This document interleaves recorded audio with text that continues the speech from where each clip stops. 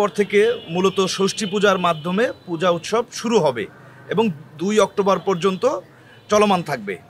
তো এই ষষ্ঠী পূজার আগে বর্তমানে মূলত আমাদের প্রায়োরিটি হচ্ছে যে স্থানগুলোতে প্রতিমা নির্মাণ করা হচ্ছে সেখানে একটু বেশি অগ্রাধিকার দিচ্ছি, গোয়েন্দা নজরদারি রাখছি, প্লাস টহল কার্যক্রম চলমান আছে। এছাড়াও আমাদের এই 5টি জেলার প্রতিটা মণ্ডপের যে সভাপতি সাধারণ সম্পাদক আছেন তাদের সাথে আমাদের যোগাযোগ আছে, তাদের কন্ট্যাক্ট নাম্বার আমাদের কাছে আছে।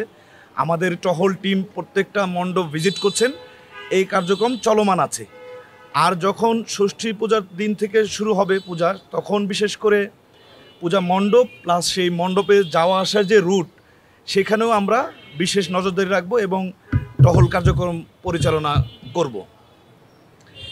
এবং এই পূজা উপলক্ষে শুধু আমরা র্যাবই নয়, আমরা এই উপলক্ষে বেশ কয়েকটি মিটিং করেছি অন্যান্য আইন শৃঙ্খলা বাহিনী এবং প্রশাসনের সাথে, এবং সকলেই অত্যন্ত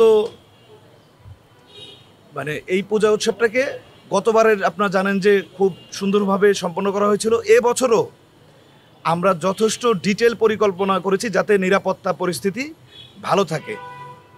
এবং বাংলাদেশ একটি অসাম্প্রদায়িক দেশ। আমাদের এই দেশে সকল ধর্মের মানুষ তার নিজ নিজ ধর্ম স্বাচ্ছন্দ্যের সাথে পালন করতে পারে এবং এই কাজে সকলের সহযোগিতা থাকে। আমি মিটিংয়ে দেখেছি যে সেখানে বিভিন্ন রাজনৈতিক দলের নেতা এবং বিভিন্ন ইসলামিক সংগঠনের নেতারাও ছিলেন এবং সকলেই, আমার পাশে এখানে রাজশাহী জেলার সভাপতি, পূজা কমিটির সভাপতি এবং জেনারেল সেক্রেটারি আছেন, ওনারা 2 জনও ছিলেন এবং সকলেই আশ্বাস দিয়েছেন এবং অত্যন্ত সহযোগিতাপূর্ণ মনোভাব পোষণ করেছেন। আমি মনে করি এবং আমি বিশ্বাস করি বাংলাদেশের মতো পৃথিবীর আর কোনো দেশে সংখ্যালঘুদের প্রতি এত বেশি সহায়তা এবং সহযোগিতামূলক মনোভাব আছে বলে আমি মনে করি না।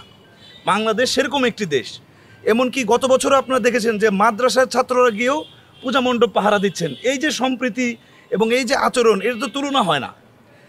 এবং এই রাজশাহীতে দুর্গাপূজার কিন্তু অন্য একটা বিশেষ তাৎপর্য আছে। আপনারা অনেকেই নিশ্চয়ই জানেন যে আমাদের এই বাংলা বলতে আনডিভাইডেড বেঙ্গল থেকে শুরু করে দুর্গাপূজার উৎসব কিন্তু প্রথম শুরু হয় এই রাজশাহীর তাহেরপুরে। হ্যাঁ, আপনারা নিশ্চয়ই জানেন, সভাপতি সম্পাদক সাহেব জানেন। হ্যাঁ, রাজা কংসনারের ওখানে। তো সেই হিসেবে কিন্তু রাজশাহীর দুর্গাপূজা একটা বিশেষ তাৎপর্য বহন করে এবং ঐতিহ্যবাহী, এবং আমি বিভিন্ন মণ্ডপ থেকে এর যে আমেজ সেটাও লক্ষ্য করেছি। অর্থাৎ এখানে অন্যরকম আরও বেশি উৎসাহের সাথে, উদ্দীপনার সাথে এবং উৎসবমুখর পরিবেশে এখানে পূজা পালিত হয়।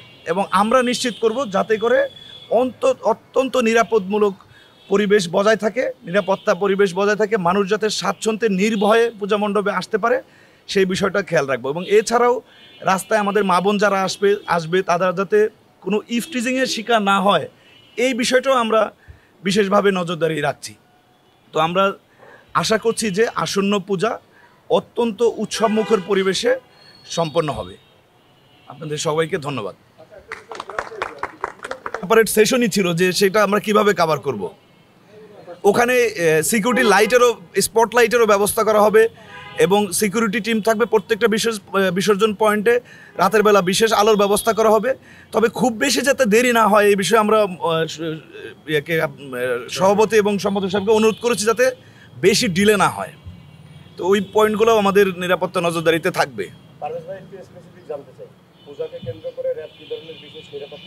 অবশ্যই আছে। আমরা থ্রেট অ্যানালাইসিস, আপনি প্রশ্ন করছেন এই জন্য বলছি, আমরা অবশ্যই থ্রেট অ্যানালাইসিস করেছি। এর মধ্যে ওইরকম বিশেষ কোনো থ্রেট নাই, তথাপিও আমরা বিভিন্ন 3টি ক্যাটাগরিতে ভাগ করেছি, যে অধিক ঝুঁকিপূর্ণ, স্বাভাবিক, কম ঝুঁকিপূর্ণ, এরকম বিভিন্ন ভাগে ভাগ করেছি। এবং ডিজিটাল যে সার্ভেলেন্স সেটা চলমান আছে। অবশ্যই ডিজিটাল সার্ভেলেন্সও আমরা করছি।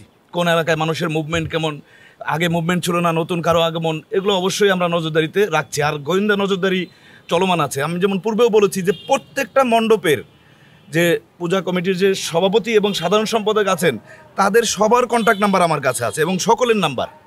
So we are in touch with all the committees.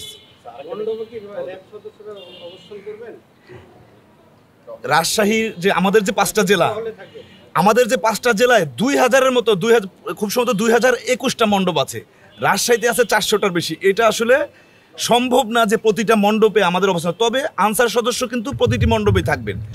আর আমরা হচ্ছে টহলের মাধ্যমে প্লাস সাদা পোশাকে থাকবে, এছাড়া কন্ট্যাক্ট নাম্বার তো আছেই, খুব বেশি দূরে থাকবে না, যে কোনো মণ্ডপ থেকে দেখা যাবে কাছাকাছি হয়তো টহলটা আছে, নির্দিষ্ট প্রত্যেকটি মণ্ডপে হয়তো এটা পসিবল না, সম্ভব না এটা। আরেকটা বিষয় সর্বশেষ জানতে চাই যে পূজা আসলে আমরা দেখি বা ধর্মীয় কোনো উৎসব আসলে আমরা দেখি যে সাম্প্রদায়িক সম্প্রীতিকে উস্কে দেওয়ার জন্য একটি বড় অংশ সামাজিক যোগাযোগ মাধ্যমে এক ধরনের গুড পয়েন্ট, আপনার এই প্রশ্নটা করে ভালো করেছেন। তার মানে সামাজিক যোগাযোগ মাধ্যমে কেউ যদি কোনো কিছু প্রচার করে, প্রথমেই দেখা দরকার যে এটা কিন্তু তার ব্যক্তিগত বা কোনো গোষ্ঠীর স্বার্থে করা হচ্ছে কিনা। কোনো একটা কিছু প্রচার করলেই বিশ্বাস করা যাবে না, সেটাকে যাচাই করতে হবে। এবং এই বিষয়ে কিন্তু আমাদের মিটিংয়ে ইসলামিক ফাউন্ডেশনের প্রতিনিধি ছিলেন, তার মাধ্যমে আমরা তাকে অনুরোধ করেছি উনি যাতে প্রত্যেকটা মসজিদ কমিটিকেও বিষয়টা অবগত করেন, যে কোনো একটা ঘটনা যদি ঘটেও যায় মানুষ যাতে উত্তেজিত না হয়, যাচাই বাছাই করবে।